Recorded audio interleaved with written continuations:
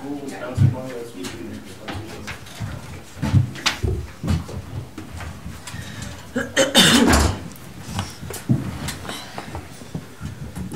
Joined by the victorious Loyola Ramblers, Coach Kate Octor, Abby O'Connor, and Jasmine Covington.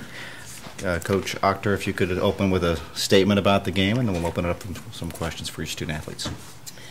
You don't have to be pretty, but certainly I think for about 30 minutes we played pretty good basketball, pretty good Loyola basketball, which I was very proud of. But most importantly, I'm proud of our kids for finishing the game. They found a way, despite a flurry of threes from Evansville.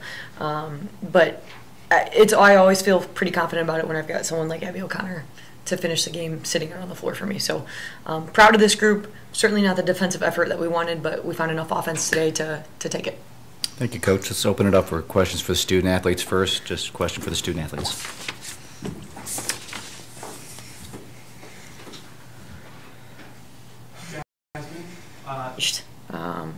But when they became less selective about the shots they were taking, it was less about protecting the paint and more about covering over screening actions.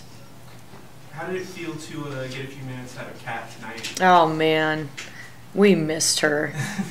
It was great. Really excited for her. She could barely breathe, but 2 for 2, most efficient stat line I think we had out here tonight. But just really pleased for her because it's been a long road on the injury train, and you know, she's hit a couple bumps that didn't allow her to come back as fast as she'd like. So really excited for her, and really excited for how overjoyed our group was to see her score some baskets. Those were energy plays for us.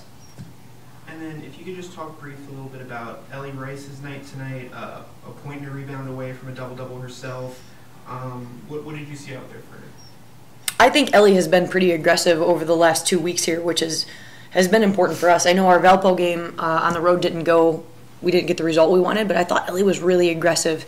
And we need her to be, because without Janae Gonzalez out there to stretch the floor, someone has to be able to make jump shots for us. But what got Ellie going tonight was transition buckets. Again, when she can find easy scores there, it takes the pressure off her in the half court. So she always plays hard for me, and we always give her the hardest defensive assignments. Disappointed that she got a little too handsy and fouled out tonight, because I think she would have gotten her double-double. Last question, I promise. Sure. What is the something special that you like to get from having Tiara Wallace come onto the bench? I think it gives Tiara a little bit of perspective to the pace of the game. I also think it gives her a little perspective on how they're defending certain screening actions that are really important to us. But more than anything, the reason I put her on the bench was I didn't think that she was starting games well for us, and I thought competitively I could get more out of her. And it was just a tactic to really try and light a fire under her, and I think it's done that. Unfortunately, tonight we were able to get enough bench production points where she didn't have to create any additional herself. But when we can bring in a kid like Tiara to then increase the tempo right away, I mean, it's such an advantage for us, and we'll see how that goes tomorrow. Speaking of tomorrow, your thoughts on Missouri State? Yeah, they're good. I said this to Kelly the last time we played, and I hope it didn't sound offensive, but they don't do anything super complicated. They just do it well, and they run it hard, and they're physical, and they force you to turn the basketball over, and then they, like we wanted to tonight, get easy scores in transition so they don't have to execute in the half court.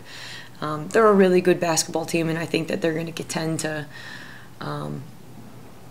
potentially win an MVC championship unless we give them a hell of an effort tomorrow, which we're certainly going to prepare our kids to do. And stranger things have happened in March, but it's a huge test for us. And you know, I didn't anticipate having to play Abby O'Connor 36 minutes tonight, but you got to survive first. So we'll do some ice baths tonight, and then figure out how to contain Danielle Gitson and Jasmine Franklin inside. That was for Coach. Coach, thank you. Yep. Thank you.